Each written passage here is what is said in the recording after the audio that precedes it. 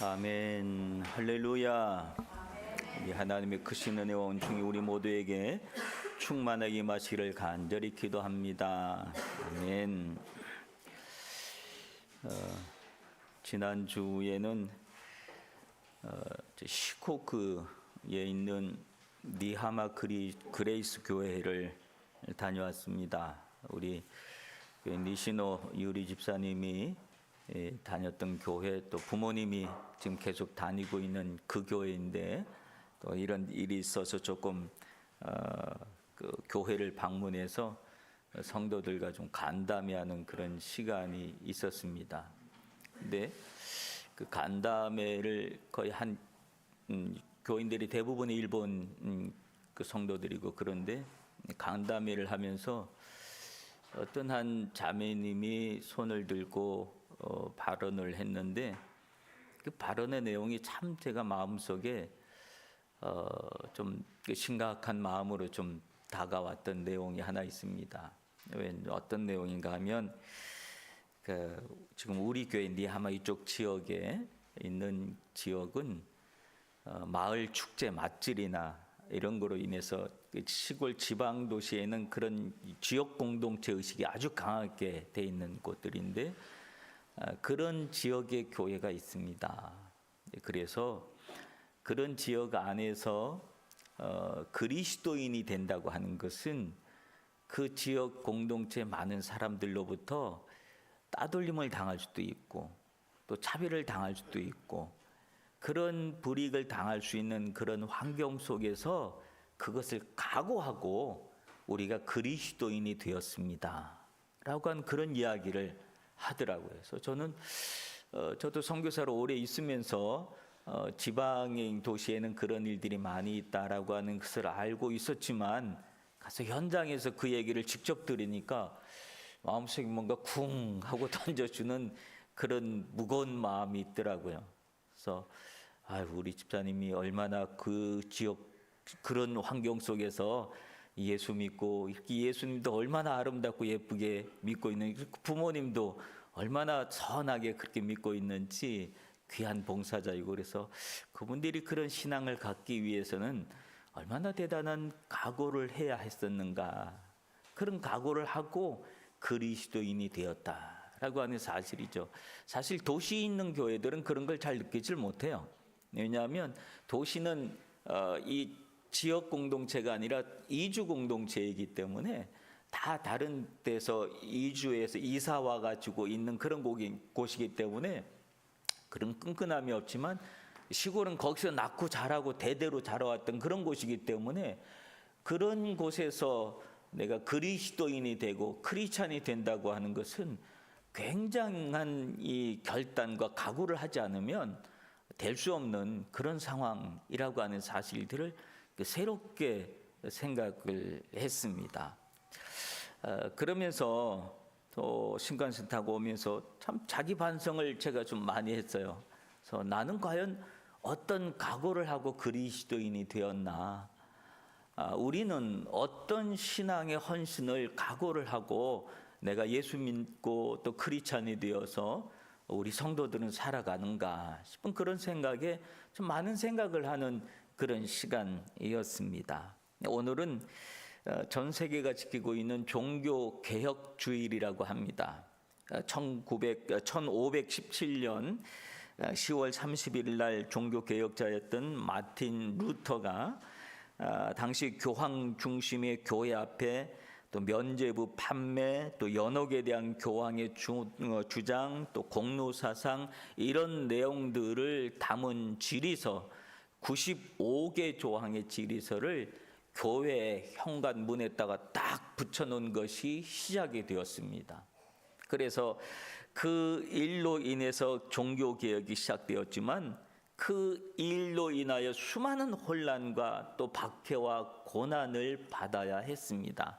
그래서 그 모든 것을 이겨내고, 그리고 생겨난 것이 개혁교회라고 하는 것이 생겨납니다. 우리가 흔히 얘기하는 개신교라고 하는 거예요. 우리가 개신교잖아요. 개신교 있고 캐톨릭, 천주교하고 이렇게 나눠지게 됐던 일이 바로 이 종교개혁 이후로부터 이게 천주교하고 또 이 개신교, 기독교가 이렇게 나눠지게 된 그런 일이 되었습니다. 그래서 그런 일들을 기념하면서 우리의 신앙도 이 개혁 교회는 개혁된 교회는 계속 개혁돼야 된다라고 하는 그런 말이 있습니다. 왜냐하면 한번 개혁을 한 것으로 끝나는 것이 아니라 한번 개혁을 했다 할지라도 그 안에 개혁된 상태에서 또 계속 가다 보면 또 그것이 또 형식이 되어지고 그 틀이 되어지고 또 그 틀에서 또 안주하고 그렇게 되어지기 때문에 그렇게 하다 보면 또 성경에서 또 멀어지고 하는 그런 일들이 생겨나게 된 것이죠. 종교개혁의 가장 중요한 내용은 무엇이냐면 오직 성경으로입니다. 오직 말씀으로, 오직 은혜로, 오직 믿음으로. 이것이 종교개혁의 가장 중요한 내용입니다.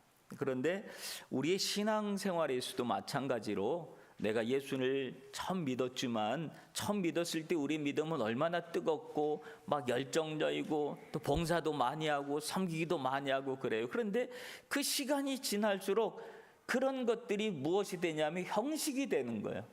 그리고 당연히 해야 되는 것이 되어지고 형식이 되어지고 그의 틀이 되어지고 그러다 보면 거기서 무엇이 빠지냐면 우리가 본래 섬겼던 그 열심 있는 마음이 빠져지고 틀만 남은 거예요.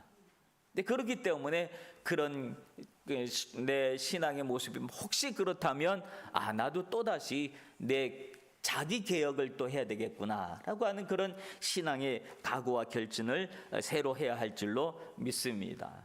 그래서 오늘은 종교개혁 주일이기 때문에 조금 말씀의 내용이 딱딱할 수도 있지만 그 말씀을 잘 들어보시기를 바랍니다. 오늘 본문에서는 예레미야 선지자가 이스라엘 백성들에게 이렇게 이야기합니다. 여호와께서 이와 같이 말씀하시되 너희는 길에 서서 보며 옛적 길 곧 선한 길이 어딘지 알아보고 그리로 가라라고 합니다. 이 길에 서서 즉 가던 길을 멈추고 생각해 봐라 라고 하는 그런 이야기예요. 그러면서 옛적 길을 돌아보라고 했는데 그 옛적 길이라고 하는 길은 무엇을 얘기하냐면 우리 조상들이 걸었던 믿음의 길을 생각해 봐라 라고 하는 그런 거예요. 물론 조상들이 걸어왔던 믿음의 선조들이 걸어왔던 길이라고 다 바른 길은 아니겠죠. 다 옳은 길은 아니겠죠. 조상들도 잘못 걸은 것이 있고 잘못 선택한 것도 있고 그랬어요.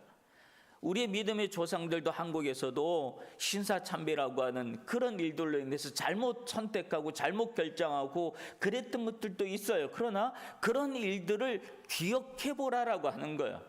그래서 그 일이 맞았는지 틀렸는지 이렇게 하는 것이 옳은 건지 저런 건지 조상들이 걸어왔던 옛적 길들도 한번 생각해 봐서 그 중에서 좋은 길, 즉 선한 길을 선택해서 그 길로 걸어가라 라고 하는 이런 말씀입니다. 이스라엘 백성들은 출애굽을 경험했지요. 그래서 애굽에서 종살이하던 그들을 하나님이 애굽에서 끄집어내어서 하나님이 주시는 땅 가나안 땅을 향해서 가라고 광야로 이끌어냈습니다. 그 광야길에서 이스라엘은 별의별 일을 다 겪습니다. 때로는 우상 숭배를 하기도 했고요. 하나님을 원망하고 불평대했고요. 또 하나님의 징계와 하나님의 채찍을 맞기도 했던 것이 광야길이었습니다. 수많은 시행착오가 있었던 그 길이지만 결국은 그들이 가나안 땅에 들어갔다라고 하는 그런 것을 우리는 압니다. 그러므로 조상들이 걸어왔던 그 옛길을 생각하면 수많은 시행착오들이 했던 것까지도 우리가 볼 수 있다라고 하는. 그래서 그것을 본받아서 이렇게 하면 이렇게 또다시 잘못 가고 시행착오가 되는구나. 그러니까 우리는 어떻게 해야 되겠다? 그 길을 가지 말고 바른 길을 선택해야지. 선한 길이 이것이겠지. 하나님이 우리에게 주신 길이 이곳이 이런 길이겠지. 이렇게 살라고 하는 길이겠지. 그리고 그것을 선택하고 그 길로 가라 라고 말씀하라고 하는 겁니다. 이 예레미야 선지자가 왜 하나님이 왜 예레미야 선지자에게 이렇게 말씀을 하라고 전하고 있는가 하면 이스라엘이 또 정신없이 자기 길을 걸어가고 있기 때문에 그래요. 오늘 보면 13절부터 15절까지 보면 이런 내용이 있습니다. 이는 그들이 가장 작은 자들로부터 큰 자까지 다 탐욕을 부리며 선지자로부터 제사장까지 다 거짓을 행함이라. 그들이 내 백성의 상태를 가볍게 여기면서 말하기를 평강하다 평강하다 하나 평강이 없도다. 그들이 가증한 일을 행할 때 부끄러워하였느냐? 아니라 조금도 부끄러워하지 아니할 뿐 아니라 얼굴도 붉어지지 않았느니라. 그러므로 그들이 엎드러지는 자와 함께 엎드러질 것이라. 내가 그들을 벌하리니 그때 그들이 거꾸러지리라. 여호와의 말이니라. 즉 그들이 지금 하나님의 뜻에 상관없이 수많은 잘못을 저지르며 살아가면서도 그들이 뭐라고 얘기하냐면 평강하다 평강하다 이렇게 말하면서 그 잘못된 길을 계속 걸어가고 있었다라고 하는 거야. 아이 괜찮아, 아무 일 없을 거야, 남들도 다 그래, 그렇게 말하면 마음이 좀 낫잖아요. 남들도 다 그렇다 그러면 나만 그런 게 아니니까 마음이 좀 낫잖아요. 사람들이 그러한 마음으로 거짓 평강 속에 살아가고 있었다라고 하는 거예요. 그리고 뭘 잘못을 해도 반성하고 돌이키려고 하지 않는다. 회개할 생각이 없었다는 거예요. 뭘 잘못을 하면서도 얼굴이 빨개지거나 그렇지 않는다는 거예요. 당황해하거나 그렇지 않는다는 거예요. 당연하게 그 일을 당연하게 죄를 짓고 있으면서도 얼굴색 하나 변하지 않더라 라고 하는 것이 오늘 지적하고 있는 내용입니다. 그래서 그렇게 살아가고 있는 이스라엘 백성들에게 예레미야를 통해서 하나님이 하시는 말씀은 그 자리에서 서라, 멈춰라, 그리고 생각 좀 해봐라 라고 하는 것을 말씀하고 있는 거예요. 그런데 오늘 성경에 보니까 백성들은 아멘 그리고 섰다고 얘기합니까? 뭐라고 그래요? 그렇게 하나 그들의 대답이 우리는 그리로 가지 않겠다. 하나님의 말씀을 들었음에도 불구하고 그들은 뭐라고 얘기하냐면 아니야, 나는 그 길로 가지 않을 거야. 그리고 하나님의 말씀을 거부하고 주님이 제시하는 그 길을 그들이 가지 않았다, 선택하지 않았다라고 하는 거예요. 오늘 이 내용은 종교개혁주의를 맞이하는 우리들이 들어야 될 말씀입니다. 여러분 멈추시기를 바랍니다. 가던 길, 달리던 길, 정신없이 앞만 보고 달려왔던 그 길을 멈추시길 바랍니다. 그리고 지금 내가 이렇게 살아가는 것이, 이렇게 달려가는 것이 옳은 길인지, 잘하고 있는 것인지, 그게 맞는 것인지 멈춰서서 생각을 좀 해봐라 라고 하는 겁니다. 많은 사람들이 멈추려고 하질 않아요. 왜 멈추려고 하지 않는가 하면 다 달리고 있는데 나 혼자 멈추면 나 혼자 뒤처진다고 생각하기 때문에 그래요. 내가 멈추는 동안에 내 뒤에 있던 사람들이 나를 앞질러 간다고 생각을 하는 거예요. 그럼 나 또 뒤처지고 그리고 뒤따라가고 그렇게 되니까 사람들이 멈추질 못하는 거예요. 우리 한국에서도 출산율이 지금 세계에서 제일 낮다 그래요. 지금 심각한 문제. 인구가 점점 줄어가고 있고, 일본도 그랬지만 일본은 그래도 조금 더 낫다 그래요. 한국보다 더 나은데 한국은 더 낫다 그래요. 젊은 부부들이 왜 이렇게 아기를 안 낳냐고 물어보면 제일 크게 대답하는 이야기가 애들을 키울 자신이 없다는 거예요. 사교육 때문에 교육비가 너무 많이 든다는 거죠. 근데 지금 한국이 그렇게 미쳐가고 있는 거예요. 사교육. 이게 다들 그렇게 하면서도 이렇게 하면 안 된다는 걸 다 알아. 근데 멈추지 못하는 거예요. 왜? 나만 멈추면, 내가 멈추면 우리 애만 뒤처진다고 생각하는 거예요. 남들은 다 그렇게 하고 있는데 우리 애만 뒤처지고 우리 애만 못 배우고 우리 애만 뒤처진다고 생각하니까 못하는 거예요. 그러니까 아예 애를 안 낳는다는 거죠. 그리고 아예 외국으로 가버리고 이민을 가버리고 그렇게 다 떠나간다는 거예요. 그 자리에 이제 제일 외국인들이 다, 외국인 노동자들이 다 채우고 있어서 이제는 한국 사회도 좀, 일본도 이미 그렇게 가고 있지만 뭐 우리보다 앞서서 그 길을 가고 있지만 한국도 또 그렇게 따라가고 있는 그 모습을 봐요. 누군가가 멈춰야 되는데 멈추지 못하는 사회 구조가 돼 있는 거예요. 마찬가지로 우리 개인도 마찬가지예요. 어느 선에서 멈춰야 되는데 멈추질 못하는 거예요. 왜? 내가 멈추면 내가 뒤처진다고 생각하기 때문에 못 그러다 보니까 남들이 다 가는 길로 나도 달려가는데 앞에 가는 나를 앞질러 가는 사람을 향해서 따라가는데 벅찬 거지요. 힘든 거지요. 그러다 보니까 고민하고 방황하고 갈등하지요. 그러다 보면 막 열심히 간다고 살아왔는데 한참 살다가 인생을 뒤돌아봤더니 내가 잘못된 곳에 와 있는 거예요. 내가 원래 나 이렇게 살려고 이렇게 열심히 산 게 아닌데 내가 왜 여기 왔는지 모르겠다고 사람들은 그때서야 후회를 해요. 많은 중년의 중년들이 지금 후회하고 있는 거예요. 나 이렇게 살려고 안 했는데 잘못 살아왔다고 얘기하는 거죠. 왜? 멈추지 못했기 때문에 그래요. 어느 선인가는 우리는 멈춰야 돼요. 안 멈추면 하나님이 어떻게 하면 우리를 정말 사랑하는 사람은 하나님이 정말 사랑하는 사람이 멈추지 않고 팍 향해서 가고 있으면 하나님이 강제로라도 멈추게 하실 거예요. 강제로 멈춰진 그 자리가 어느 곳이라고 생각하십니까? 병실에 누워 있는 겁니다. 어디에 갇혀 있는 겁니다. 그때서야 멈추는 거예요. 그때는 강제로 멈춘 거죠. 그래서 강제로 멈춰서서 돌아보는 거예요. 강제로 멈추니까 할 일이 없으니까 성경 한번 읽어봐야지. 그리고 말씀을 다시 가까이 하는 거예요. 우리의 인생이 멈추지 않으면 그렇게 된다는 거예요.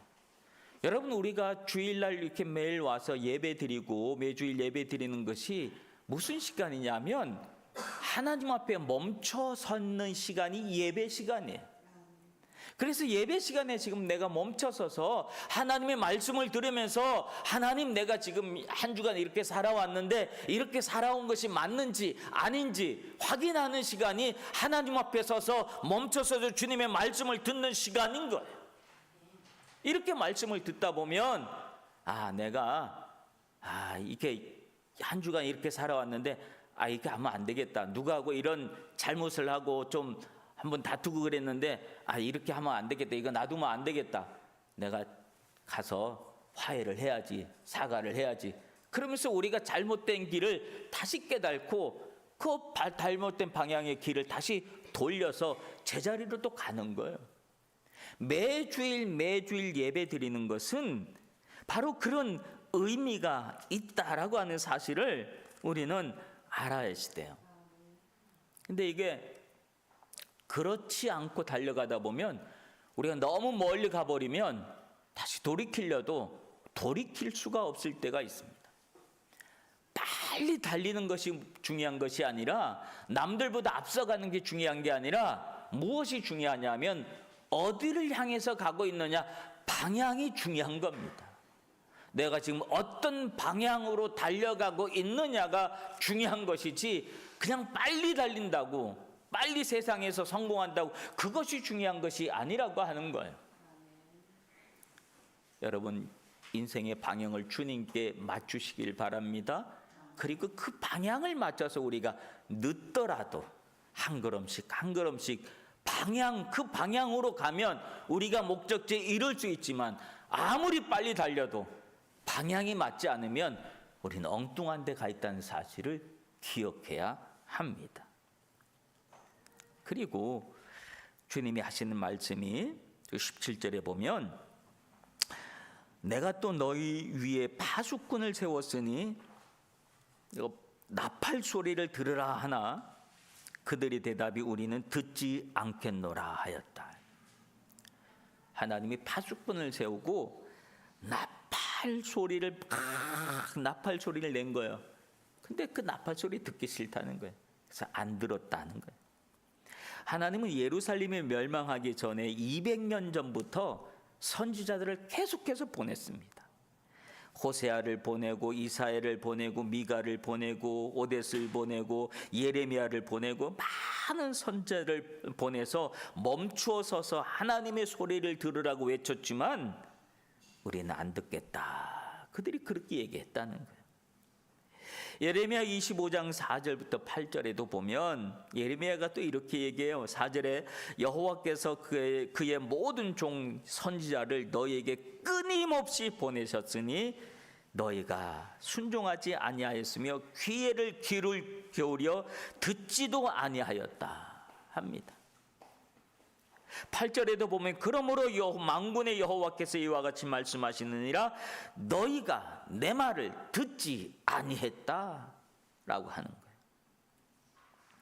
결국 이스라엘의 멸망은 수많은 하나님의 경고의 메시지를, 경고의 소리를 거부했기 때문에 그들이 망할 수밖에 없었다라고 하는 이야기예요.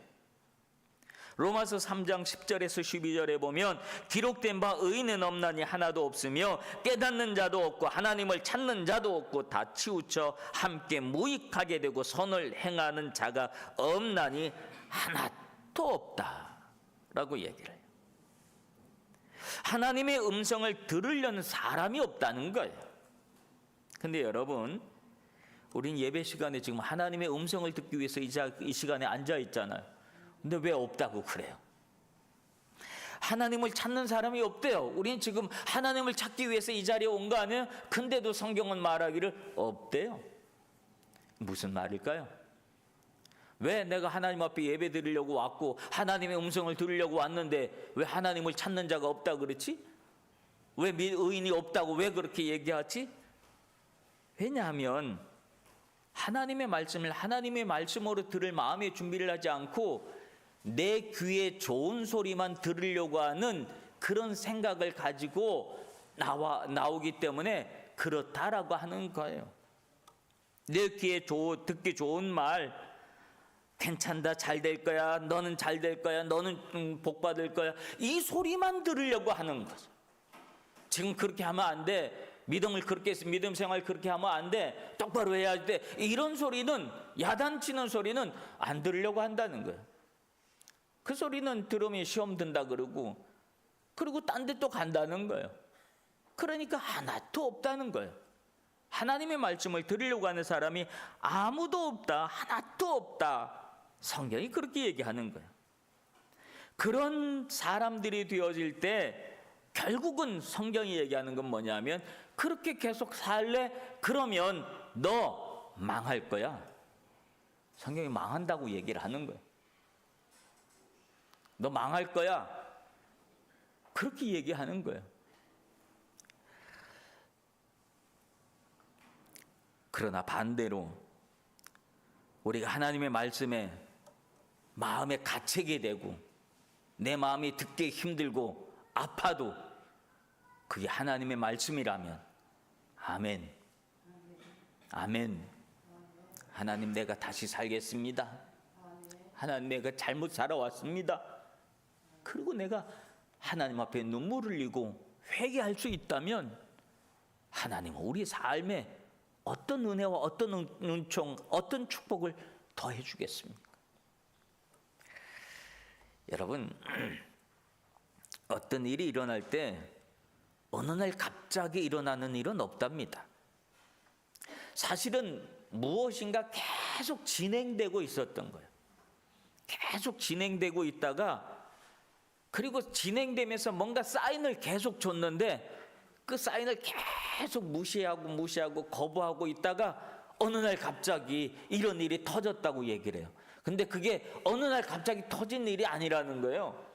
계속 사인을 줬는데 무시했기 때문에 어느 날 갑자기라고 하는 말을 하는 거예요.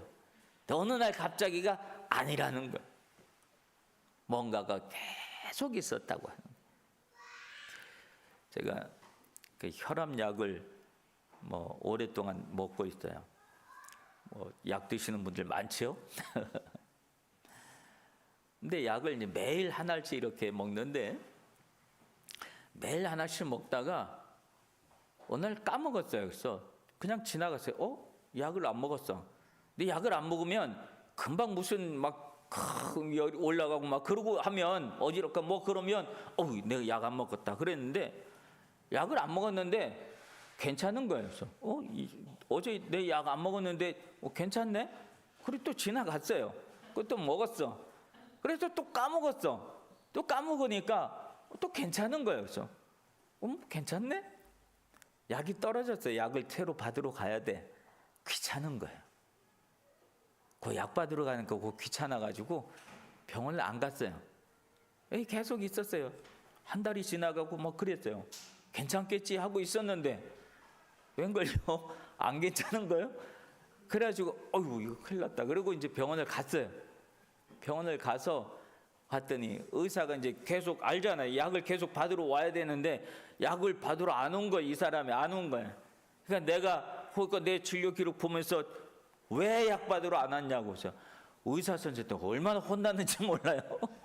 얼마나 혼나고 막 무슨 생각으로 그러냐고 그러고 시큰이 하단을 맞고 알겠습니다. 그리고는 그 다음부터 정신 차려서 약을 잘 먹어요.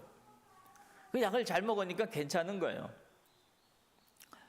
여러분, 우리가 지금 어떻게 생각하면 계속 우리의 삶이 변함없이 잘 살아가고 있는 거는 우리가 매 주일마다 하나님 앞에 와서 하나님의 말씀을 들으면서 신약을 먹고 구약을 먹고 이렇게 약을 계속 먹어갖고 있기 때문에 괜찮은 거였어요.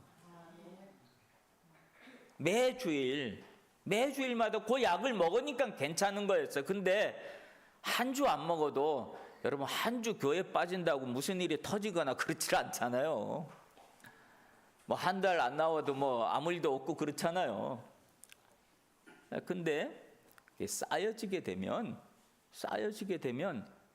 나중에 결국은 심각한 결과를 초래하게 된다라고 하는 거예요. 우리가 이렇게 아무 일 없이 신앙생활 잘하고 있는 것 같지만 그것은 우리가 매주일 하나님 앞에 와서 예배를 드리기 때문에 내 삶이 괜찮은 거예요. 우리는 하나님의 말씀, 경고되는 말씀을 파수꾼의 소리를 계속해서 들어야지 돼요. 근데 그 소리 듣기 귀찮다고 무시해버리고 그렇게 되면 내 삶의 모습이 어떤 결과가 보여질지. 결국은 이스라엘의 멈추라는 소리도 듣지 않고 파수꾼의 소리도 듣지 않고 그리고 그들이 자기 길을 걸어가고 귀를 막아버리고 말았을 때 19절에 보면 이렇게 이야기해요. 땅이여 들으라. 내가 이 백성에게 재앙을 내리리니 이것은 그들의 생각의 결과이다. 그들이 내 말을 듣지 아니하며 내 율법을 거절하였음이니라. 이렇게 얘기를 해요. 그 결과 예루살렘은 무너졌어요. 이스라엘 백성들은 바벨론의 포로가 되어서 다 묶여서 포로가 되어서 끌려갔어요. 예루살렘 성은 돌 위에 돌 하나도 남지 않고 다 뜯겼어요. 완전히 무너지고 말았어요. 그렇게 된 것은 성경이 뭐라고 얘기해요? 그들의 생각의 결과이다 라고 이야기를 해요.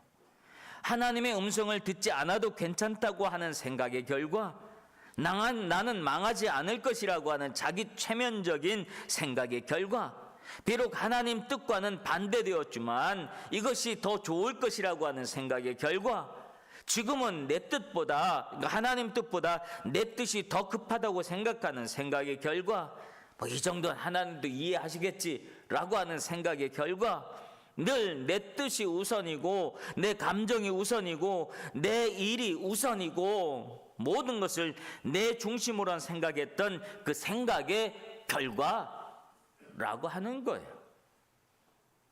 그런데 여러분, 이런 부정적인 생각의 결과가 아니라 만약에 긍정적인 생각의 결과라면 어떻겠습니까? 하나님의 말씀에 순종하고 주님의 뜻대로 살겠다고 하는 생각의 결과라고 한다면, 그렇다면 내 삶이 얼마나 복되고 은혜롭고 하나님의 크신 은혜와 은총 속에 내 삶이 사라지겠습니까? 내가 어떤 생각을 하고 사는가에 따라서 그 생각의 결과는 반드시 우리가 마주하게 된다는 사실을 기억해야 합니다. 성경은 불신앙적인 삶을 살아간 사람들의 결과도 보여주지만 믿음으로 살아간 사람들의 삶의 결과도 성경은 분명하게 보여주는 거예요. 아브라함의 삶의 결과, 이삭과 야곱의 삶의 결과, 요셉의 삶의 결과, 수많은 믿음의 선배들의 삶의 결과도 함께 보여줍니다. 욥이 경건한 삶과 함께 수많은 고난 앞에서 인간적인 갈등과 고민, 그리고 하나님과 토로하면서 하나님 앞에 한없이 낮아졌을 때, 엎드려 눈물을 흘리고 회개했을 때 주어진 그의 삶의 결과를 우리는 잘 알고 있습니다. 사랑하는 성도 여러분, 우리가 어떤 삶의 결과를 내 인생에 맞이할까는 오늘 종교개혁 주일에 진지하게 다시 한번 생각해 보시기를 바랍니다. 내가 과연 이대로 살아도 괜찮은가? 지금 내가 살고 있는 이 방향은 괜찮은 방향인가? 올바른 방향인가? 내가 제대로 지금 가고 있는 것인가? 내가 추구하는 목적이 하나님의 뜻에 맞는 것인가? 다시 한번 멈추어 서서 생각을 해보시길 바랍니다. 내가 걸어온 길만 생각하는 것이 아니라 믿음의 선배들이 걸어간 길도 함께 생각을 해보시기를 바랍니다. 그 선배들이 어떤 삶을 살아왔고, 믿음의 부모님들이 계시면 내 부모님이, 내 아버지가, 내 어머니가 어떤 믿음의 길을 살아왔고 어머니의 삶에 어떤 결과가 주어졌는지 그것도 함께 생각해 보라고 하는 거예요. 그와 더불어서 생각할 것은 뭐냐면, 나도 그 믿음의 선배가 되었, 그래서 나의 후대도 내가 걸어온 믿음의 삶의 모습을 내 후대들도 생각한다는 거예요. 내가 이 세상을 떠났을 때 내 후대들이, 내 자손들이 우리 엄마가 이렇게 살아왔지, 우리 아버지가 이렇게 살아왔지, 나도 저렇게 살아가야 되는데 우리 엄마 같았으면 이런 상황에 어떻게 했을까? 분명히 우리 엄마는 그때 하나님 앞에 가서 기도했을 거야 라고 하는 이런 좋은 삶의 결과들을, 믿음의 결과들 후대들이 생각할 수 있도록 오늘 내가 지금 그런 삶을 살아야 하지 않겠느냐라고 하는 말씀입니다. 그래서 내 삶 속에 개혁해야 될 그런 부분이 무엇인지, 내가 이렇게 살면 안 되지, 내가 제대로 다시 마음 정하고 뜻을 정하고 또 이렇게 바로 하나님의 영광을 위해서 내가 믿음으로 또 살아가야지, 하나님 은혜로 살아가야지 하고 하는 자기 개혁 또 자기 결단의 모습이 여러분의 있기를 주님의 이름으로 축원합니다. 기도하겠습니다. 무엇을 위해서 사는지도 모르고 어디로 가는지도 모르고 정신없이 살아가는 우리에게 가던 길을 멈추고 하나님의 음성을 들을 수 있도록 도와주시옵소서. 그래서 주님의 음성을 듣고 내 삶의 방향을 다시 맞추어 하나님의 영광을 위한 삶의 첫 발을 내딛는 이 한 주간 되게 하여 주시옵소서. 예수님 이름으로 기도하옵나이다. 아멘. 찬송가 300